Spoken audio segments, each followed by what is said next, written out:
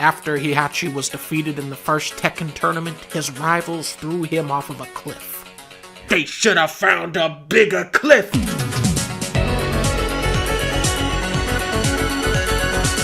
The craziest thing about Tekken 2 is that it was developed in 1 year. This is one of those sequels that makes the original game look like a prototype, vastly improving in every direction.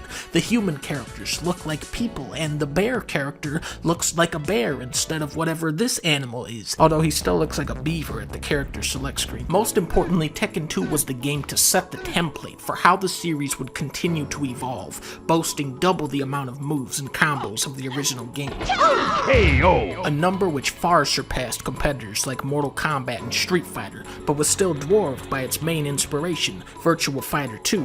However, Namco wasn't simply trying to replicate Sega's success on the PlayStation, they were going to war with Virtua Fighter. On paper, Yu Suzuki's series had more strategic depth, but in practice, Tekken ends up being the deeper game, and that's because people can actually execute the moves in Tekken. Everything about Tekken was more intuitive and user-friendly, inputs were easier, combos had more lenient timing, punish windows were more obvious, even Tekken's AI played more fair.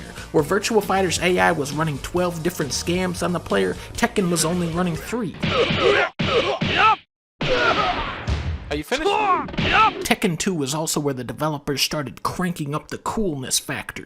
Virtua Fighter was very reserved, very classy. It was more like, shall we duel? Tekken said, let's have a boxing dinosaur fight a robot for $1 trillion bill. You have not experienced the true battles of life until you have fought King in a dark church with the sunlight beaming down through the stained glass windows, and this song comes on.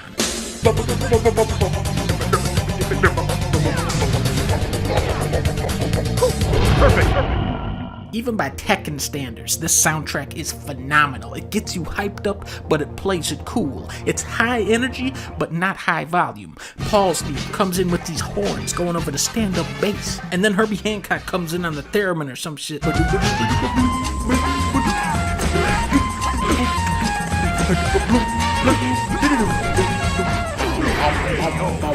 Law's theme going way down to those low notes.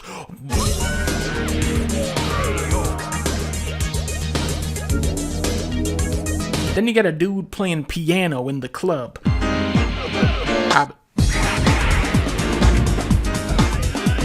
Story-wise, there's some interesting stuff happening here. June drives a school bus out to a forest so that she can play with a chipmunk. Wang's ending teases the character Jinpachi, who wouldn't appear until Tekken 5. King is staring at a video of real people, and then all the little kids come out to play with King, and he goes, yay! Unfortunately, the orphanage is running out of money and King has turned to heavy drinking. The coolest thing to me is how the main characters swapped roles. This time, Heihachi is the protagonist and Kazuya is the final boss. During the final battle, Heihachi jumps in front of a laser beam to save Kazuya's life. Kazuya's stunned. Then he smiles. And he grabs Heihachi and uses him as a shield to block laser beams from the devil. and he chucks him at the Because of this, Heihachi throws Kazuya into an active volcano, because he threw him off of a cliff, when he was only 5 years old. Ultimately, Tekken 2 is a story of fathers and sons. Looking back, all of these years later, we see the series in its infancy, full of promise and creativity, with greater things still yet to come.